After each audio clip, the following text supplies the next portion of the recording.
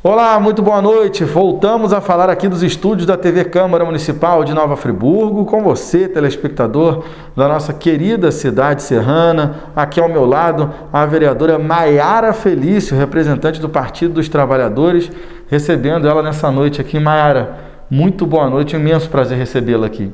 O prazer é todo meu, muito importante, né? A gente está tendo um diálogo, levantando os debates, participando do programa que é tão importante para a cidade, né? Que a gente consegue colocar tudo que tem feito, tudo que a gente projeta para o futuro. É um prazer imenso estar aqui.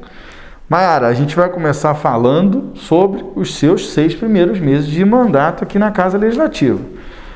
Mas são tantas defesas e bandeiras e assuntos que você já levantou na tribuna, que você já pediu à parte, que você já colocou de todas as formas, como recentemente você ter ido com a bandeira, com a representação do público LGBTQIA+, a questão da vacinação, a questão da alimentação, que você até gerou uma audiência pública da população em vulnerabilidade social, a questão do público do carnaval, você que ama o carnaval, a gente que ama, vamos incluir também no seu projeto, a gente que ama o carnaval, que cobre, que você está lá, que você foi uma excelente rainha do Rastafari, a gente estava também cobrindo isso, eu até apresentei aquele dia, e você venceu, parabéns. Obrigada. E a gente, com um orgulho imenso de perceber o crescimento da sua carreira, a sua liderança como mulher, recordista de votos na Câmara Municipal. Eu acho que meia hora de programa é pouco para a gente falar, mas vamos tentar, vamos tentar. Qual assunto você prefere começar, então? Eu acho que foi a transformação, né? Porque a gente sai de um lugar de militância, da rua, da quebrada, e de repente você ocupa um lugar institucional, que tem regimentos, que tem leis orgânicas, né, para funcionar, e você precisa dominar isso tudo. Então, a dificuldade de virar a chave, né, e conseguir, de fato, lidar com isso tudo. Eu acho que é importante pensar, né? Durante a campanha foi um boom muito grande por conta das nossas bandeiras, por conta da necessidade e a vontade das pessoas se sentirem representadas, né? No que muitas das vezes é escondido pela sociedade, pelo meio social. Mas acho que depois do dia 15 de novembro de 2020, um turbilhão de coisas, porque eu parei de dar conta do telefone. Parei de dar conta das pessoas que procuram, eu parei de dar conta disso tudo, porque é um volume que se adicionou muito grande. Então, conseguir delegar. A minha vida toda foi dando conta sozinha. E aí, de repente, você entende que precisa de mais pessoas nesse lugar para te ajudar a falar de coletividade e tudo mais, né? A vida parlamentar, ela não é uma vida fácil porque você não tem um horário para trabalhar, né? Tem uns ou outros que a gente sabe que vem cumprir o compromisso com a sessão e vai embora.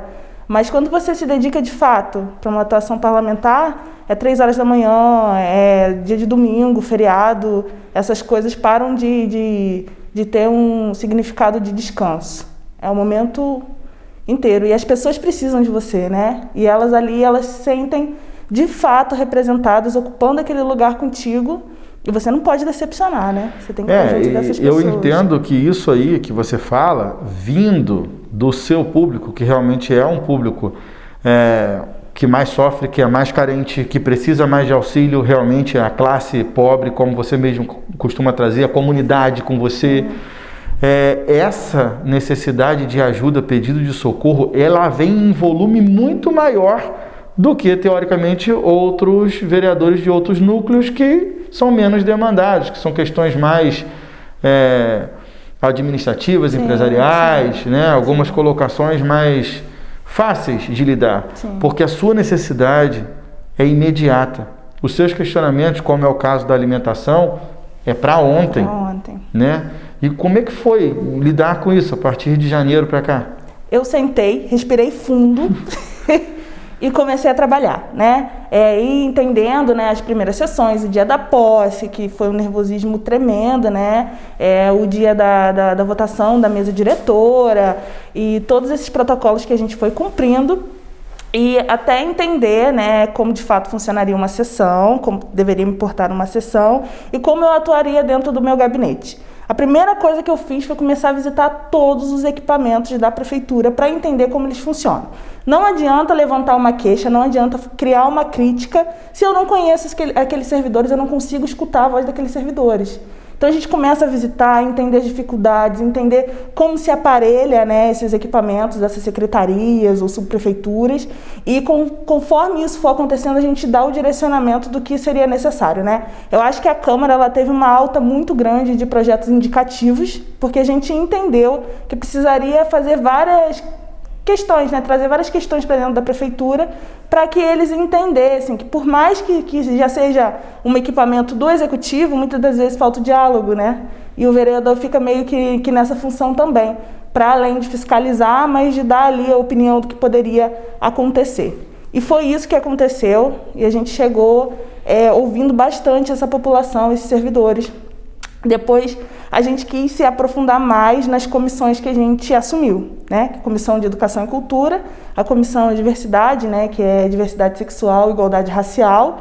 Estou secretária também do Direitos Humanos, Comissão de Direitos Humanos das Mulheres, Pessoa com Deficiência e Proteção aos Animais. Então, é uma... São muitas comissões, né? Que são... É um volume bem grande de comissões participando, presido 2 e sou secretária de outras 2. Então, para entender como que funcionam os conselhos, eu participo de todas as reuniões dos conselhos, procuro estar muito direcionada, inclinada para essas pautas, para que, de fato, a Câmara funcione como uma ferramenta dessas pessoas que se organizam, né, e que fazem os levantamentos necessários para que essas pautas funcionem. Então, foi algo incrível, porque eu consegui ver ramificações do poder da população, né? Que muita gente não sabe nem que existe, né? Mas dentro dos conselhos nós temos as cadeiras da organização civil. Então, são pessoas que estão aí no corre, né, na militância, que atuam diretamente, às vezes, nos repasses da prefeitura, nas decisões das leis dentro da Câmara. E isso foi, assim, fundamental para entender, né, que o povo, de fato, é soberano para além das eleições. Então, eles participam ativamente, eles conseguem colocar várias pautas que nós, no poder, né, público, não conseguimos acessar. Então, é muito importante ter essa escuta, né? E aí, muito próximo desses conselhos, a gente conseguiu se inclinar. Tanto, né, que foi uma guerra no começo da mandata, eu chamo o meu mandato de mandata, porque é personificação realmente de uma mulher nesse lugar, parlamentar, né? E a gente criou um vínculo muito grande com a pauta dos profissionais de educação em relação à vacina. Porque existia uma pressão muito grande para que eles retornassem presencialmente. Era uma das classes, né, uma das poucas classes que conseguiram se manter em casa, tentando manter o ensino em casa, e a gente entendendo todas as dificuldades. Eu, quando passei pela escola, né, todo o meu currículo escolar se passa dentro de Nova Friburgo, meus professores tinham mais de 60, 70 anos, e é algo que me tocava muito de ver eles tentando explicar como eles tinham se remoldado para poder dar as aulas online, se remoldado para conseguir interagir e não perder o vínculo do professor e aluno a partir das redes sociais, né, da internet, ver a dificuldade das nossas crianças ter acesso à internet. Então foi algo que eu comprei assim com muita força, né? E aí a gente vem elaborado, abrindo diálogo tanto com a LERJ quanto os parlamentares de Brasília, para conseguir entender o cenário e propor coisas necessárias e fazer os enfrentamentos na prefeitura, né? Porque esse questionamento, vereadora, a respeito dos profissionais de educação, ele se torna extremamente importante, porque esse tempo é impossível de ser retroagido. Esse tempo da educação, sim, da alfabetização, você imagina a alfabetização online. Sim, sim. E ao mesmo tempo decisões e orientações de promotoria de justiça, de procuradoria de justiça, volta às aulas presenciais. Como? Sem vacina? Mas a criança não é tão atingida pela doença. Tudo bem, mas e a avó, o avô, o pai e a mãe que estão em casa? Como fazer? E aí você recebe a informação do Raul Sertã com 100% de lotação, as informações não batem. Sim. Daí a gente percebia o seu desespero aqui. Gente, vamos botar isso aqui numa planilha? Não é só isso. Vamos somar com isso, porque a coisa é conjunta. Sim. Eu não tenho como desassociar a educação de saúde nesse momento. É impossível. A educação não está acontecendo por problemas de saúde. Sim. Como que nós vamos fazer? Aí vem uma orientação do Ministério da Saúde para classificar a vacinação de forma tal, isso, que não abrange os profissionais da educação. E aí eu estou querendo aqui compartilhar com a senhora que realmente é dramática, a situação é desesperadora. Você fala, eu vou fazer o quê? Lhe dando como exemplo, minha filha até agora não foi para a aula. Lhe dando como exemplo, não tem vacina, não vai à aula. É um risco, né? Como é que vai voltar para casa e falar com a avó? Pois é. E a gente vê uma discrepância, uma falta de isonomia quando a determinação se dá para e se divide, né? Para escolas particulares e para escolas municipais. E as escolas particulares retornam primeiro.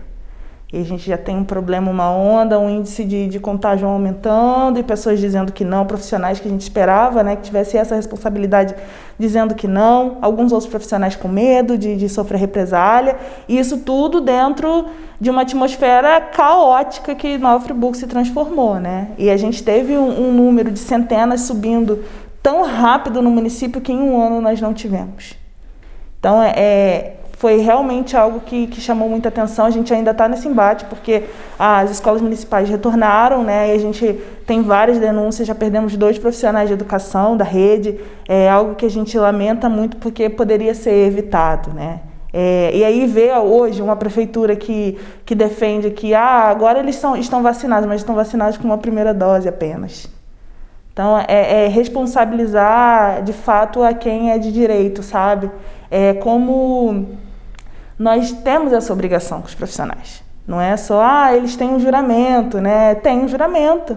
Mas será que a gente não conseguiria resguardar a integridade física, a saúde deles, antes de atropelar as coisas, né? Na verdade, essa mistura de ideias, sem pensar na difusão da doença através da educação, a difusão não da educação, da doença através da educação, sem acontecer a vacinação, sem um tempo necessário, porque na verdade se isso tivesse sido planejado num cronograma qualquer, fecharemos tudo durante 180 dias, durante 90 dias e planejaremos. Primeira dose, segunda dose, acabou a segunda dose, existe 40 dias de resguardo, depois disso está liberado.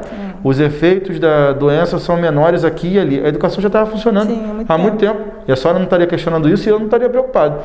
Porque estaria tudo resolvido, com uma questão de cronograma. Enquanto se discute tudo, não se pensa em nada, faz-se de qualquer maneira, que é o que a senhora leva para a tribuna. Que é exatamente a falta de cognição nas ações, a falta de congruência no raciocínio das ações. E aí, agora a senhora acompanha esse desfecho, que por si só o tempo acaba dando desfecho a todos os fatos. A senhora mencionou a questão das escolas particulares. Me lembro bem, quando voltou às aulas na segunda-feira, na terça ou na quarta, já apresentaram 2 casos de Covid em uma escola particular. Já suspenderam imediatamente, porque apresentou-se 2 casos de Covid.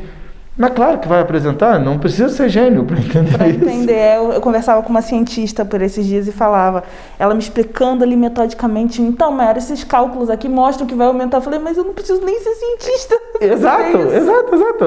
Tudo bem, o planilhamento do raciocínio lógico, esse detalhamento todo dado pela cientista, lógico, é válido para termos específicos de estudo, de como combater, em que ponto, aonde foi. Agora, é o que a senhora está falando exatamente, que a gente tem certeza que ia subir, vai subir. Se liberar os eventos de forma geral, vai subir também. Não precisa ser gênio nem cientista para entender isso. Né? De que forma vai subir, aonde, mais ou menos, se é a cepa 1, 2, de onde veio, isso realmente é para os cientistas. Agora, quanto a essa cronologia de subir, se todo mundo se aglomerar, a gente acompanhou isso no final de ano, Natal e Ano Novo. Acompanhamos no Carnaval, onde muitas pessoas se dirigiram para a região dos lagos e após retornar para a região serrana, a gente acompanhou isso crescendo aqui. Na Páscoa, então nós também acompanhamos muita gente que foi se reunir em casa, depois foi Dia das Mães, todas essas datas deram pico. E não eram datas de festa na rua em si, mas eram aglomerações familiares.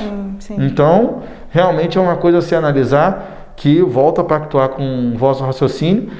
Essa questão das pessoas não raciocinarem num todo e discutirem o mínimo, nunca vai funcionar, Mayara. Sim, e a gente esbarra naquela questão da falta de diálogo das próprias secretarias, das próprias entidades, e acabam gerando todo esse problema, né? Um desencontro de informações. É isso. Estou acompanhando um caso de uma criança que nunca voltou para casa porque se encontra hospitalizada. Tem uma doença rara, se chama ossos de vidro.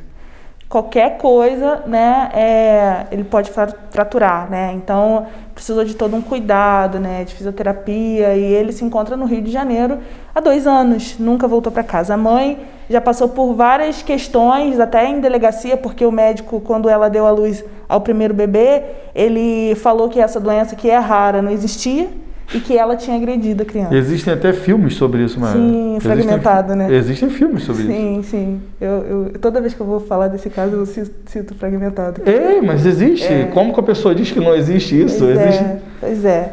E aí, a gente está numa dinâmica, ela já está nessa correria há 2 anos, junto à prefeitura, para tentar trazer o filho de volta para Friburgo, para casa, para conhecer os avós, né, de fato, saber o que é um ambiente familiar. E aí a gente vê que é um jogo de empurra, vai para uma secretaria, depois vai para outra secretaria e nunca se resolve, já se passaram 2 anos. A criança já tem 8 meses de alta e ainda está hospitalizada. Então, se faltasse um diálogo, na verdade, se nós tivéssemos um diálogo, se nós tivéssemos ali uma comunicação entre assistência social, secretaria de saúde, né, talvez a gente já tivesse resolvido, né? E a mãe fica sofrendo e a criança mais ainda. E um período de Covid dentro de um hospital. Então, é sobre como a informação e o diálogo ela pode salvar vidas, né? Ela pode resguardar todo um transtorno. Então, é muito sobre isso. Realmente essa história aí, até eu desconhecia. É lastimável a gente ver uma família, inimaginável você pensar numa mãe passar por um sofrimento desse. A criança viver dentro de um hospital é uma doença raríssima, realmente, é uma doença gravíssima, mas não é uma doença contagiosa, não é uma doença que a pessoa precise viver longe da sociedade, longe dos familiares. Então é realmente muito lastimável ouvir esse tipo de história. Agora vamos falar da questão recente aí, a questão LGBTQIA+, que você foi com a bandeira na tribuna. Vamos citar aqui o caso do Adson Ramos,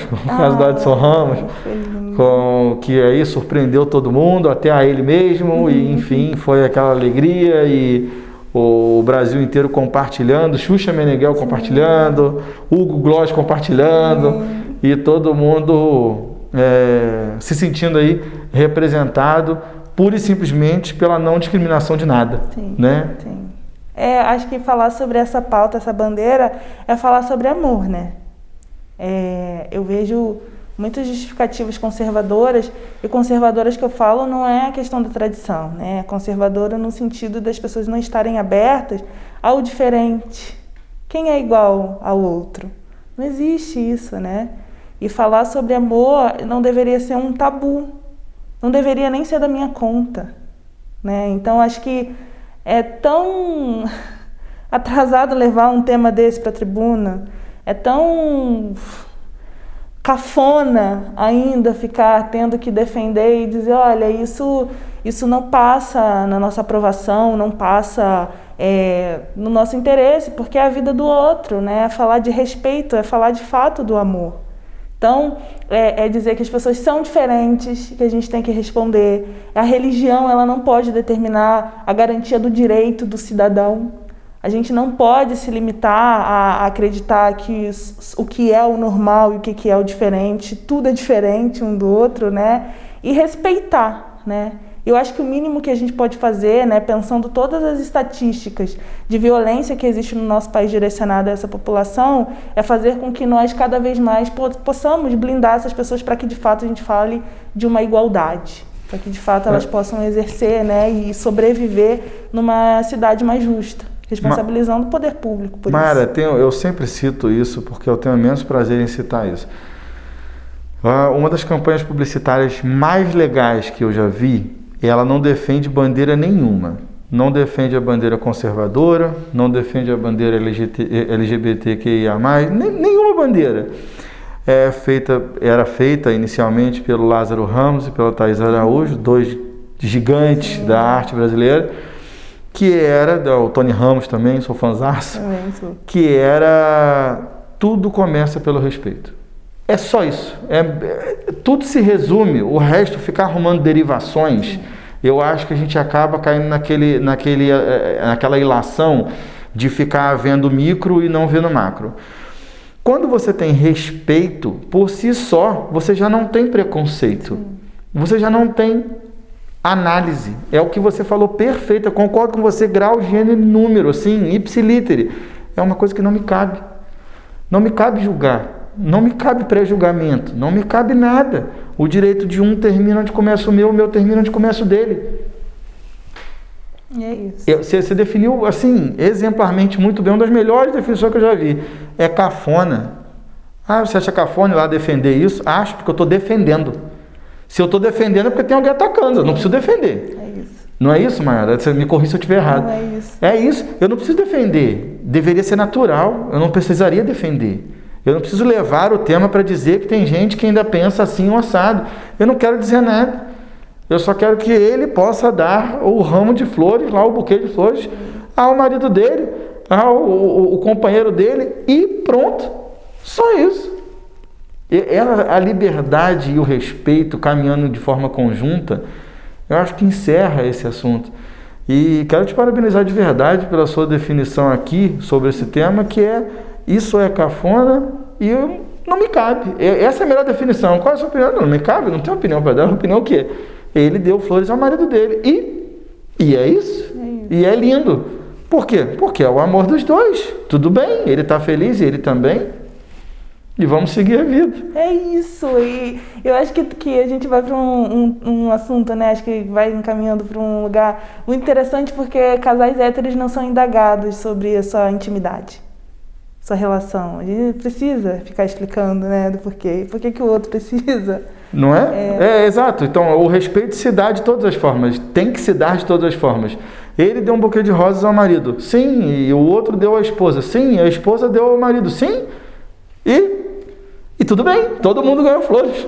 Deveria legal. ser isso. Às vezes eu fico triste que eu não ganhei. Exato, né? É só isso. A gente ficou triste que a gente não ganhou. Eu não ganhei, você ganhou? Não. Então, a gente não ganhou, gente. Mas eles ganharam. Parabéns aí ao Adson e ao Hugo, né?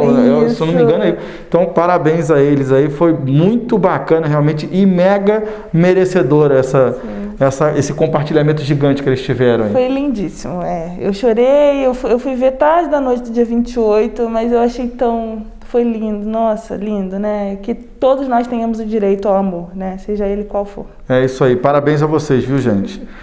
Mayara, agora vamos falar de uma outra situação que a questão do pessoal em vulnerabilidade social aqui em Friburgo, que é um bandeiraço seu aqui, sua preocupação constante, durante a pandemia você solicitando auxílio e tem que ajudar, tem que ver como é que tá, as pessoas estão passando por necessidades graves.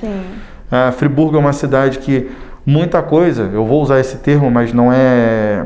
Me desculpem quem entender de forma errada, que eu vou dizer assim, Friburgo é uma cidade que existe muita maquiagem, porque o centro de Nova Friburgo não enxerga a periferia de Nova Friburgo. A periferia de Nova Friburgo é bem grande, ela é imensa, só que como somos um vale, então muitas coisas ficam escondidas. Então assim, você não tem horizonte para enxergar, né? Mas a vereadora que frequenta, que sabe da realidade... Como é que está essa situação da população em vulnerabilidade social aqui na cidade? Então, a audiência pública ela foi pensada exclusivamente para que a gente consiga ampliar essa visão de uma cidade que não tem, né, que não existe essas coisas. Antes de eu estar ocupando esse lugar de parlamentar, né, militante de várias bandeiras, uma delas era a alimentação, né, mesmo que eu não tivesse essa ciência na época, mas já era uma das minhas, porque eu juntava um bloco de pessoas, arrecadava alimento e distribuía para quem precisava, né, auxiliando também algumas instituições, algumas pessoas que conseguiam mapear ali na sua região pessoas com necessidade, né? E aí eu vi muita coisa, eu já vi muita coisa na vida, né? A minha história passa muito nesse lugar também, porque eu chego em Friburgo fugindo da pobreza, né? Com a minha família. Tanto que na cidade só tem eu, minha mãe, meu pai e minha irmã, só. Então é algo muito importante, né? E que eu já experimentei algumas vezes, de ver casas de madeira, construídas de madeira, tiradas do lixo, que as famílias às vezes se queixavam de encontrar cobra, rato dentro da casa, porque não tinha como vedar, né? E a gente tem que pensar também muitas condições climáticas de Nova Friburgo, né? E como, acho que se as pessoas ainda não sabem, mas Nova Friburgo só tem 10% da sua área construída. Então, o resto é tudo Mata Atlântica, né? Reserva, enfim. E é muito importante a gente pensar o quanto faz frio aqui, né? E que isso também passa na condição de dignidade. Não é só a alimentação, né? Mas é o acesso. Foi uma das minhas bandeiras de campanha, né? Para além da comida, é a dignidade restaurada, é a autonomia restaurada. Então, é falar sobre cesta básica, mas é também falar sobre um balcão de emprego que pode ser ineficaz. A vaga pode estar ali, mas ela pode ser inacessível para alguns, né? Sim. Como que a gente acessibiliza? O próprio tema da violência contra a mulher, né, que coloca também essa pessoa em vulnerabilidade alimentar, que é como retirar essa pessoa da casa onde a agressão mora, um dos nossos projetos de lei que ainda está tramitando. Então, é falar sobre essas pessoas e escutar, né? A audiência se dá muito nesse sentido. A gente traz uma cientista social da Rural, do Rio, e que ela consegue trazer todo um desenho do mapeamento da pobreza em Nova Friburgo. É ouvir essas pessoas, entender a importância desses programas, entender quem faz o trabalho voluntário, as organizações, né, da população, para alimentar, que eu acho que é muito interessante a gente pensar isso, né? Muitas das pessoas que ajudam doando são pessoas que também precisam. Sim, claro, lógico. Então, ouvir como essa matemática acontece, né? Como essas pessoas conseguem se organizar para comer e alimentar. Obrigado, Mayara, por essa explicação. E a gente lembra aí, ó, que esse evento da Mayara teve a participação do Fórum Sindical e Popular. Isso. Foi aberto a todos também de maneira online. Na verdade, a gente participa aqui dos trabalhos realizados pela Mayara Felício e a gente percebe isso. Ela não faz nada sozinha. Acho que se pedir a ela também não vai conseguir. Esquece isso. Eu gosto da Mayara e a coletividade. Todo mundo. Não é isso, Mayara? Então, isso. A Mayara é assim mesmo, gente. Ela envolve todo mundo. Quem conhece a Mayara então há mais tempo, como é o nosso caso aqui, a gente percebe isso de longe. Mayara, eu te agradeço demais a sua estada aqui conosco nesse programa. Você pode se despedir do pessoal de casa aí agora. Gente, é muito rápido. Viu? E ela estava no começo, eu vou confessar que no começo ela falou assim, Denis, mas o programa, coisa e tal. Eu falei, Mayara, o conteúdo que você tem, a gente pode ficar aqui um dia conversando. Eu sou muito rápida, né? A gente tem algumas outras agendas, né? Que é a negritude, é falar sobre as mulheres e tudo isso com a atuação parlamentar, mas com a dinâmica também da participação popular. A minha mandata tem GTs de trabalho, né? Os grupos de trabalho, onde qualquer pessoa que tem interesse em falar, cara, eu quero aprender a fazer uma lei. Eu já dei, a nossa mandata já começou, né? Com a formativa, que a gente deu um curso gratuito com o secretário-geral da Câmara, que é o Hugo Lontra, né? E ali a gente deu uma formação de como criar uma lei. Qualquer pessoa, né, a população consegue criar uma lei e a gente vai dando essas formativas, né, para as pessoas conseguirem se assomar a nós e para fora também em outros partidos, em outras organizações.